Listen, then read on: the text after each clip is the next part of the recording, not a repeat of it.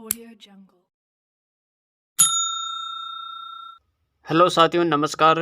REET C TET वालों के लिए हम यहाँ पर एमसीक्यू सीरीज देख रहे हैं।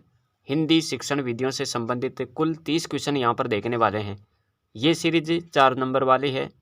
अगर आप चैनल पर पहली बार देख रहे हो तो चैनल को ज़रूर सब्सक्राइब कर ले, क्योंकि मैं इसी तरह का कंटेंट आप सबके लिए लेकर आता रहता हूँ। बिना देरी किए हुए सीरीज को शुरू करते हैं। देखते हैं आज का पहला क्वेश्चन क्या है। ये जितने भी क्वेश्चन हैं साथियों, पिछली प्रतियोगी परीक्षाओं से मैंने लिए हैं। इसमें कुछ महत्वपूर्ण क्वेश्चन भी हमने यहाँ पर ऐड किया है जो अन्य प्रतियोगी परीक्षाओं में भी आया हुआ है। पहला क्वेश्चन देखो, किस स्थिति में आप कहेंगे कि पठन हो रहा है? किस स्थिति में आप कहेंगे कि पठन हो रहा है? अनुमान के साथ भाव ग्रहण, उचित गति एवं प्रवाह, प्रत्येक शब्द का सही उच्चारण, ध्वनि का उतार चढ़ाव। तो अनुमान के साथ भाव ग्रहण करना, उचित गति और प्रवाह, प्रत्येक शब्द का सही उच्चारण, ध्वनि का उतार चढ़ाव। यहाँ पर आपका सही विकल्प होगा। पठन से क्या तात्पर्य है? प्रत्येक शब्द का सही उच्चारण। विकल्प सी आपका यहाँ पर सही होने वाला है। पठन कहते किसे हैं? अर्थात अर्थ और भाव को ध्यान में रखकर किसी लिखित भाषा को पढ़ना ही क्या कहलाता है? पठन कौशल कहलाता है। तो ये आपको यहाँ पर याद रखना है। तो प्रत्येक शब्द का सही उच्चारण किस में आएगा? पठन में आ जाएगा। पठन हो रहा है यहाँ पर, विकल्प सी। भाषा शिक्षण का सिद्धांत कौन सा है? भाषा शिक्षण का सिद्धांत रुचि का सिद्धांत है, प्रेरणा का सिद्धांत है, क्रियाशीलता का सिद्धांत, ये सभी। तो भाषा शिक्षण के सिद्धांत की बात हो रही है यहाँ पर। इसका सही विकल्प हो जाएगा यहाँ पर विकल्प डी। ये सभी आएंगे इसके अंदर। भाषा शिक्षण के सिद्धांत रुचि का सिद्धांत, प्रेरणा का सिद्धांत, क्रियाशीलता का सिद्धांत, विकल्प डी। अगला क्वेश्चन देखो, तीसरा क्वेश्चन है यहाँ पर, अध्ययन क्षेत्र की किसी शाखा की प्रमाणित पुस्तक होती है। यह कथन किसका है? डगलस, लेज, हॉलक्वेस्ट, हेरोलिकर। तो याद रखना यहाँ पर विकल्प बी, लेज का कथन है ये। अगला क्वेश्चन देखो, चौथा क्वेश्चन है यहाँ पर, शुद्ध और स्पष्ट बोलने की योग्यता मिलती है, किससे मिलती है? विषय वस्तु को विश्लेषित करने से, उच्चारण संशोधन द्वारा, वाचन के द्वारा, या कोई भी नहीं। शुद्ध और स्पष्ट बोलने की योग्यता मिलती है, किससे मिलती है? तो यहाँ पर याद रखना इसका सही विकल्प हो जाएगा वाचन द्वारा, विकल्प सी, वाचन। अगला क्वेश्चन देखते हैं। क्वेश्चन क्या है? पांचवा क्वेश्चन देखो यहाँ पर, पठन कौशल का महत्व है। पठन कौशल का क्या महत्व है? विद्यार्थी व्याकरणिक ज्ञान से वृद्धि कर सकता है, विद्यार्थी शब्द भंडार में वृद्धि करता है, विद्यार्थी पुस्तकें पढ़कर ज्ञानार्जन प्राप्त करता है, ये सभी। तो पठन कौशल का क्या महत्व है? यहाँ पर इसका सही विकल्प हो जाएगा साथियों विकल्प डी, ये सभी। व्याकरणिक ज्ञान से वृद्धि कर सकता है, ये भी सही होगा। यहाँ पर व्याकरणिक ज्ञान से वृद्धि करेगा वो, शब्द भंडार में वृद्धि हो जाएगी उसकी, और विद्यार्थी पुस्तक पढ़ेगा तो ज्ञानार्जन भी प्राप्त करेगा। तो विकल्प डी आपका यहाँ पर करेक्ट है। यहाँ पर देखो अगला क्वेश्चन क्या है, जैकोटोट विधि का प्रयोग कौन से कौशल की शिक्षा देने में किया जाता है? श्रवण कौशल है, उच्चारण कौशल, पठन या वाचन कौशल, लेखन कौशल। तो जैकोटोट विधि की बात हो रही है, इसका प्रयोग करने से किस कौशल की शिक्षा देने में ये महत्वपूर्ण है? जैकोटोट विधि लेखन कौशल से संबंधित है, विकल्प डी सही हो जाएगा यहाँ पर। छात्रों में पठन की योग्यता का विकास करना किसका उद्देश्य है? छात्रों में पठन की योग्यता का विकास करना किसका उद्देश्य है? पद्य शिक्षण का, गद्य शिक्षण, व्याकरण शिक्षा, कहानी शिक्षण। तो छात्रों में पठन की योग्यता का विकास करना किसका उद्देश्य है? तो विकल्प आपका यहाँ पर क्या सही होगा? तो याद रखना यहाँ पर इसका पठन की योग्यता, विकल्प बी सही होगा, गद्य शिक्षण। आठवां क्वेश्चन देखो, क्वेश्चन है यहाँ पर, बालक जब कुत्ते को भौंकता देखकर जानता है यह कुत्ता है, तो कौन सा बिंब बनता है? बालक जब कुत्ते को भौंकता देखकर जानता है कि यह कुत्ता है, तो यह कौन सा बिंब बनता है यहाँ पर? दृष्टि बिंब, श्रुति बिंब, विचार बिंब, या भाव बिंब। तो यहाँ क्या हो रहा है? विकल्प आपका यहाँ पर सी हो जाएगा, विचार बिंब। नवा क्वेश्चन है, चित्र विस्तारक यंत्र कौन सी सहायक सामग्री है? चित्र विस्तारक यंत्र सहायक सामग्री है। दृश्य हैं, सर्वे हैं, दृश्य सर्वे ये सभी। तो चित्र विस्तारक की बात हो रही है। चित्र विस्तारक यंत्र कौन सी सहायक सामग्री होगी यहाँ पर? तो यहाँ पर आपको याद रखना है, ये दृश्य में आ जाएगा। चित्र किस में आएगा? दृश्य में। देखा जा सकता है। विकल्प ए आपका यहाँ पर सही होगा। 10वां क्वेश्चन है, आगमन विधि कौन से सूत्र पर कार्य नहीं करती है? आगमन विधि कौन से सूत्र पर कार्य नहीं करती है? सामान्य से विशिष्ट, स्थूल से सूक्ष्म, मूर्त से अमूर्त, इन सभी पर। तो विकल्प ए होगा यहाँ पर, सामान्य से विशिष्ट, इस पर कार्य नहीं करती है। यहाँ पर क्या हो जाएगा? विशिष्ट से सामान्य होगा। आगमन विधि किस सूत्र पर कार्य करती है? विशिष्ट से सामान्य, और स्थूल से सूक्ष्म, मूर्त से अमूर्त, और इसके अलावा आप याद रखेंगे ज्ञात से अज्ञात, इन पर ये आगमन विधि कार्य करती है। ये इनके सूत्र है। सामान्य से विशिष्ट वाला नहीं होगा यहाँ पर, विकल्प ए। और आगमन विधि के बारे में बात करें तो साथियों यहाँ पर आपको याद रखना है, इसके प्रवर्तक कौन है? अरस्तु है। और ये विधि छोटी कक्षाओं के लिए उपयोगी है, और इसे विश्लेषण विधि के नाम से भी जाना जाता है, या विश्लेषण प्रणाली भी कह सकते हैं। 11 नंबर का क्वेश्चन देखो, क्वेश्चन क्या है? पर्यवेक्षित अध्ययन विधि में कौन सी योजना कमजोर छात्रों के लिए होती है? तो यहाँ पर आपको देखना है कौन सी योजना कमजोर छात्रों के लिए होती है। विशिष्ट अध्यापक योजना, द्विकाल योजना, काल विभाजन योजना, सम्मेलन योजना। तो पर्यवेक्षित अध्ययन विधियों में कौन सी योजना कमजोर छात्रों के लिए होती है? आपका यहाँ पर सही विकल्प होगा सम्मेलन योजना, विकल्प डी होगा यहाँ पर। अगला क्वेश्चन देखो, 12 नंबर का क्वेश्चन है, व्याकरण शिक्षण की विधि नहीं है। व्याकरण शिक्षण की कौन सी विधि नहीं है, इनमें से बताना है। आगमन विधि है, निगमन, अव्याकृति विधि, कक्षा विनय विधि। तो व्याकरण शिक्षण की विधि कौन सी नहीं है? आगमन विधि, निगमन, अव्याकृति विधि, ये तीनों हो जाएगी, लेकिन कक्षा विनय विधि सबसे अलग है। विकल्प डी होगा यहाँ पर। व्याकरण शिक्षण की ये विधि नहीं है, विकल्प डी। 13वां क्वेश्चन है, भाषा प्रवाह तथा अभिव्यक्ति कौशल के मूल्यांकन का उपयुक्त तरीका है। भाषा प्रवाह और अभिव्यक्ति कौशल के मूल्यांकन का उपयुक्त तरीका कौन सा है? लिखित परीक्षाएं हैं, वस्तुनिष्ठ परीक्षाएं, मौखिक वार्तालाप, इनमें से कोई नहीं। तो भाषा प्रवाह और अभिव्यक्ति कौशल, तो यहाँ पर आपका सही विकल्प हो जाएगा सी, मौखिक वार्तालाप, विकल्प सी। वस्तुनिष्ठ प्रश्नों की उपयोगिता का प्रमुख कारण रटाई से मुक्ति, पाठ्यक्रम व्याप्ति, निष्पक्ष मूल्यांकन, विद्यार्थियों का हित। तो वस्तुनिष्ठ प्रश्नों की उपयोगिता का प्रमुख कारण क्या है? तो यहाँ पर आप क्या याद रख लेंगे?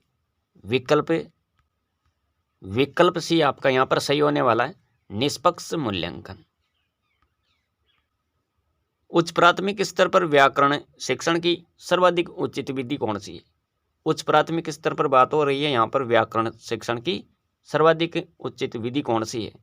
भाषा संसर्ग विधि है, सूत्र विधि, निगमन, या फिर आगमन विधि है। तो उच्च प्राथमिक स्तर पर यहाँ पर आपका सही विकल्प क्या होने वाला है? विकल्प डी, विकल्प डी है ये, आगमन विधि। भाषा की पाठ्य पुस्तक में सबसे महत्वपूर्ण पक्ष है। भाषा की पाठ्य पुस्तक में सबसे महत्वपूर्ण पक्ष क्या है? आकर्षक चित्र, पाठों का उद्देश्यपूर्ण चयन, अभ्यासों की बहुलता, कागज की गुणवत्ता। तो भाषा की पाठ्य पुस्तक में सबसे महत्वपूर्ण पक्ष की बात करें तो साथियों यहाँ पर आप याद रखेंगे, यहाँ पर पाठ्य पुस्तक में सबसे महत्वपूर्ण पक्ष क्या हो जाएगा? विकल्प बी हो जाएगा, पाठों का उद्देश्यपूर्ण चयन करना चाहिए। ये आपका यहाँ पर महत्वपूर्ण पक्ष है पाठ्य पुस्तक से संबंधित। भाषा की पाठ्य पुस्तक की बात हो रही है यहाँ पर, विकल्प बी हो जाएगा, पाठों का उद्देश्यपूर्ण चयन, विकल्प बी। अगला क्वेश्चन देखो, 17 नंबर का क्वेश्चन है, लिखित अभिव्यक्ति शिक्षण की कौन सी विधि है? लिखित अभिव्यक्ति शिक्षण की कौन सी विधि है? चित्र वर्णन विधि है, उद्बोधन विधि, प्रवचन विधि, ये सभी। तो लिखित अभिव्यक्ति, यहाँ पर आपका सही विकल्प क्या होने वाला है? विकल्प आपका यहाँ पर डी सही होगा, ये सभी। चित्र वर्णन विधि, उद्बोधन विधि, प्रवचन विधि, ये सब किस में आ जाएगा? लिखित अभिव्यक्ति शिक्षण की विधि के अंतर्गत। अगला क्वेश्चन देखो, 18 नंबर का क्वेश्चन है यहाँ पर। भाषा की पाठ्य पुस्तक में से संबंधित पाठ होने चाहिए। भाषा की पुस्तक में किससे संबंधित पाठ होने चाहिए? संस्कृति से संबंधित, साहित्य से रिलेटेड, विज्ञान, ये सभी। तो भाषा की पाठ्य पुस्तक की बात हो रही है, इसमें किस टाइप के पाठ होने चाहिए? यहाँ पर भाषा की पाठ्य पुस्तक, तो विकल्प भी हो जाएगा यहाँ पर सही। साहित्य से संबंधित पाठ होने चाहिए इसमें, विकल्प भी। पढ़ना क्या है? पढ़ने से क्या तात्पर्य है? पढ़कर अर्थ ग्रहण करके समझना, लिखित सामग्री का उच्चारण, स्कूल में पुस्तकों की पढ़ाई, शब्दों की सही पहचान। तो पढ़ने से क्या तात्पर्य है? पढ़कर अर्थ ग्रहण करना या पढ़कर अर्थ ग्रहण करके समझना। विकल्प ए आपका यहाँ पर सही होगा। पढ़ने का मतलब तभी तो होगा, तो पढ़ना, पढ़कर अर्थ ग्रहण करके समझना। विकल्प ए आपका यहाँ पर सही होगा। अगला क्वेश्चन है 20 नंबर का क्वेश्चन। भाषा अर्जित करने में वाइगोत्स्की ने किस पर सबसे ज़्यादा बल दिया? भाषा अर्जित करने में वाइगोत्स्की ने किस पर सबसे ज़्यादा बल दिया? समाज में होने वाले भाषा प्रयोगों पर, परिवार में बोले जाने वाली भाषा पर, कक्षाओं में बोली जाने वाली भाषा पर, या भाषा की पाठ्य पुस्तक पर। तो भाषा अर्जित करने में वाइगोत्स्की ने किस पर सबसे ज़्यादा बल दिया? यहाँ पर आपका सही विकल्प होगा समाज में होने वाले भाषा प्रयोगों पर। विकल्प ए आपका यहाँ पर सही होगा। क्वेश्चन है यहाँ पर 21 नंबर का। भाषा में सतत मूल्यांकन का निहितार्थ है। सतत मूल्यांकन का निहितार्थ, तो विकल्प आपका यहाँ पर क्या सही होगा? तो यहाँ पर आपको याद रखना है, सतत मूल्यांकन का निहितार्थ है निरंतर अवलोकन करना। किसमें? बच्चों के भाषा प्रयोग का निरंतर अवलोकन करना। विकल्प ए हो जाएगा यहाँ पर। भाषा में सतत मूल्यांकन का निहितार्थ क्या होगा? बच्चों के भाषा प्रयोग का निरंतर अवलोकन करना। विकल्प ए। अगला क्वेश्चन देखते हैं। क्वेश्चन क्या है? हिंदी भाषा शिक्षण का एक मुख्य उद्देश्य क्या है? हिंदी भाषा शिक्षण का मुख्य उद्देश्य क्या है? भाषा का ज्ञान देना, प्रश्न पूछने की बात कहने का अवसर देना, मौन पठन के उपरांत शब्दार्थ कराना, व्याकरण के नियम कंठस्थ कराना। तो भाषा शिक्षण का मुख्य उद्देश्य क्या है? क्यों जरूरी है भाषा शिक्षण? तो भाषा का ज्ञान देना, इसका मुख्य उद्देश्य यही है। हिंदी भाषा शिक्षण का मुख्य उद्देश्य क्या है? भाषा का ज्ञान देना। विकल्प ए सही होगा यहाँ पर। 23 नंबर का क्वेश्चन है। बीएस ब्लूम ने शिक्षा में कौन सा नवीन आयाम दिया? बीएस ब्लूम ने शिक्षा में कौन सा नवीन आयाम दिया? हर्बर्ट उपागम, मूल्यांकन उपागम, RCEM उपागम, मॉरिसन उपागम। तो बीएस ब्लूम ने शिक्षा में कौन सा नवीन आयाम दिया? तो बीएस ब्लूम का शिक्षा में नवीन आयाम क्या है यहाँ पर? विकल्प बी होगा, मूल्यांकन उपागम। 24 नंबर का क्वेश्चन देखते हैं। क्वेश्चन क्या है? यहाँ पर देखो क्वेश्चन है, विश्लेषणात्मक विधि में प्रयोग होता है। विश्लेषणात्मक विधि में क्या प्रयोग होता है? शब्द से वर्ण, वर्ण से शब्द, शब्द से वाक्य, वाक्य से शब्द। तो विश्लेषणात्मक विधि में क्या प्रयोग होता है? तो विश्लेषणात्मक विधि की बात हो रही है यहाँ पर, तो आप याद रखेंगे साथियों, विकल्प ए हो जाएगा यहाँ पर। विश्लेषणात्मक विधि में प्रयोग होता है शब्द से वर्ण, और संश्लेषणात्मक विधि की बात करें तो वर्ण से शब्द हो जाएगा यहाँ पर, वर्ण से शब्द। 25 नंबर का क्वेश्चन देखो। क्वेश्चन क्या है? वर्तनी की विधिवत शिक्षा का ज्ञान किस स्तर पर हो जाना चाहिए? वर्तनी की विधिवत शिक्षा का ज्ञान किस स्तर पर हो जाना चाहिए? प्राथमिक स्तर पर, उच्च प्राथमिक स्तर पर, माध्यमिक स्तर पर, उच्च माध्यमिक स्तर पर। तो वर्तनी की विधिवत शिक्षा का ज्ञान किस स्तर पर हो जाना चाहिए? तो यहाँ आप याद रखेंगे प्राथमिक स्तर, विकल्प ए, प्राथमिक स्तर तक क्या हो जाना चाहिए? विधिवत शिक्षा का ज्ञान हो जाना चाहिए। वर्तनी की दृष्टि से विधिवत शिक्षा का ज्ञान हो जाना चाहिए, वर्तनी की विधिवत शिक्षा, विकल्प ए। 26 नंबर का क्वेश्चन है, पठन शिक्षण की दृष्टि से गद्य पाठों के प्रकार है। गद्य पाठों के प्रकार पठन शिक्षण की दृष्टि से 2, 3, 4, 5। गद्य पाठों के प्रकार होते हैं दो प्रकार। पठन शिक्षण की दृष्टि से गद्य पाठों के कितने प्रकार? 2 प्रकार होते हैं, विकल्प ए। 27 नंबर का क्वेश्चन देखते हैं। क्वेश्चन क्या है? देखो यहाँ पर साइलेंट रीडिंग किसकी रचना है? साइलेंट रीडिंग की बात हो रही है। डेचेंट, Smith, Bryan, Pinter. Silent reading किसकी रचना है? विकल्प सी, ब्रायन। साइलेंट रीडिंग किसकी रचना है? ब्रायन की रचना है, विकल्प सी। भाषा दक्षता विकास किसके माध्यम से किया जा सकता है? भाषा दक्षता विकास शुद्ध उच्चारण के माध्यम से कर सकते हैं क्या? लिपि व वर्तनी का सही ज्ञान कराकर किया जा सकता है, शब्द रचना का ज्ञान कराकर, या उक्त सभी प्रकार से? तो देखो भाषा दक्षता विकास किस पर निर्भर करता है? शुद्ध उच्चारण के माध्यम से, बिल्कुल सही है। लिपि वर्तनी का सही ज्ञान कराओ, शब्द रचना का ज्ञान कराओ, यानी यहाँ पर आपका सही विकल्प क्या हो रहा है? विकल्प डी, उक्त सभी प्रकार से भाषा दक्षता का विकास किया जा सकता है, विकल्प डी। यहाँ पर आपका सही विकल्प क्या होगा? विकल्प डी होगा साथियों। भाषा कौशल में सबसे पहले किस कौशल का विकास करना चाहिए? लेखन, वाचन, श्रवण, उच्चारण। तो सबसे पहले सुनना चाहिए। सुबोपली याद है ना? तो विकल्प आपका यहाँ पर सी सही होगा। ये भाषा कौशल का क्रम है, पहले सुनेगा, फिर बोलेगा, और फिर पढ़ेगा, और लास्ट में लिखने की कोशिश करेगा। यह है भाषा कौशल का सही क्रम, विकल्प सी।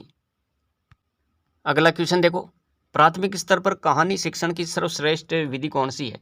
प्राथमिक स्तर पर कहानी शिक्षण की सबसे श्रेष्ठ विधि चित्र विधि है, कक्षा विनय विधि, प्रश्नोत्तर विधि, इनमें से कोई नहीं।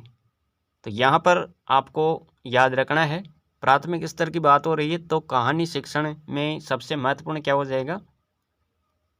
आपका यहाँ पर सही विकल्प होगा, छोटे बच्चे होते हैं तो सबसे ज़्यादा महत्वपूर्ण यही होगी चित्र विधि। चित्रों के माध्यम से यहाँ पर कहानी शिक्षण की सर्वश्रेष्ठ विधि यह है, विकल्प ए। तो साथियों ये थी आज की सीरीज, जिसमें हमने कुल 30 क्वेश्चन यहाँ पर कवर किए हैं। हिंदी शिक्षण विधियों से संबंधित ये 30 क्वेश्चन अति महत्वपूर्ण। लगातार हम हिंदी शिक्षण विधियों से संबंधित महत्वपूर्ण क्वेश्चन आपके बीच लेकर आते रहेंगे। बस आप देखते रहिएगा, और ये सीरीज अपने मित्रों के साथ ज़रूर शेयर कर दें, सभी व्हाट्सएप ग्रुपों में शेयर करें, ताकि अधिक से अधिक विद्यार्थी मित्र इस सीरीज का फ़ायदा उठा सके। तो मिलेंगे अगली सीरीज में, आज के लिए इतना ही। Thanks for watching.